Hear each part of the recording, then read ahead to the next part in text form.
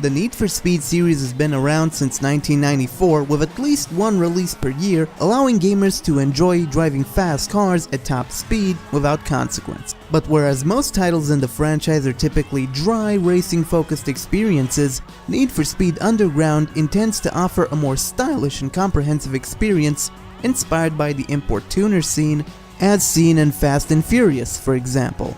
Is this a wild ride or a sputtery, broken mess?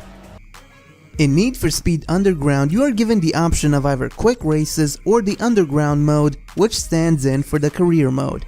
It's safe to say that Underground is the game's highlight, as Quick Race is heavily dependent on the aforementioned mode for more content, as you can only unlock tracks and vehicles in Underground. You start off by having to win a circuit, and afterwards you are introduced to the modes and vehicle customization options by a chick called Samantha.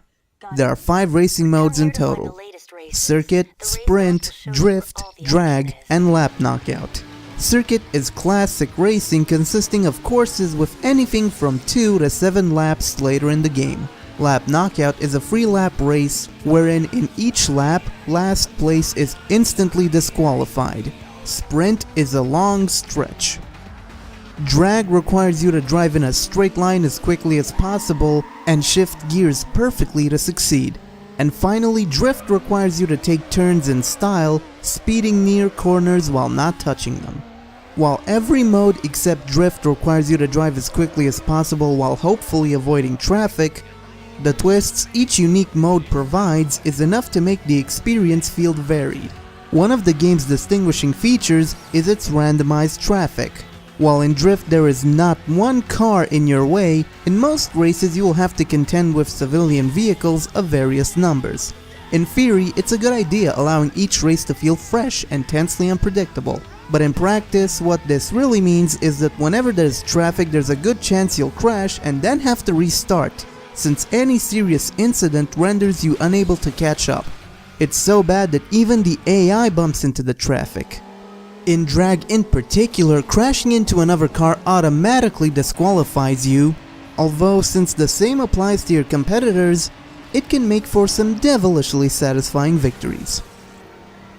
But the game's selling point is really the customization options, as you are not only given the choice of what car to drive, but can also improve its performance by upgrading various parts like the brakes, tires, and engine. In fact, visual customization options outright border on the insane. You can change your bumpers, add accessories like neon and vinyls, and just make the car look totally kick-ass. And if that isn't enough for you, you can even trade in your car for another one. Unfortunately, regardless of your chosen car, the AI flat out cheats, particularly in later circuits, by speeding up in tight turns, rendering fast cars with lesser handling downright useless. In fact, it's so bad that you can simply select the Mazda MX-5 and stick with it all the way to the end, as all the other cars spin around uncontrollably at the slightest nudge, and even the MX-5 can get out of control in more demanding situations. Visually, Underground is excellent, cars and tracks look great, though the crowds look like failed cloning experiments. The physics though are just insane, launching cars into the air when a crash occurs or spinning you around for nothing more than touching a wall. However, the game's motion blur effect is downright perfect. It does a fairly good job at compensating for the lack of anti-aliasing and texture filtering, and it also instills a sense of speed that's uncommon even for racing games. It's also a good example of developers taking technical limitations into account and actually taking advantage of them, something that just flat out doesn't happen these days. The soundtrack is also a reasonably tasteful mix of rock, rap, and others from popular early 2000s artists, and while it isn't the best music ever, it's a good fit for the legally questionable racing it accompanies.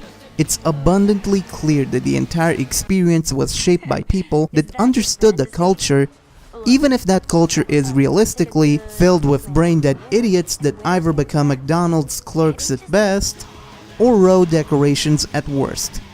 Need for Speed Underground isn't a perfect game by any means thanks to its insane physics, cheating AI, and infuriating randomized traffic. Yet it's a game that's brought in successful innovations. The modes provide plenty of variety, the progression system is satisfying, and the game is simply a lot of fun to play.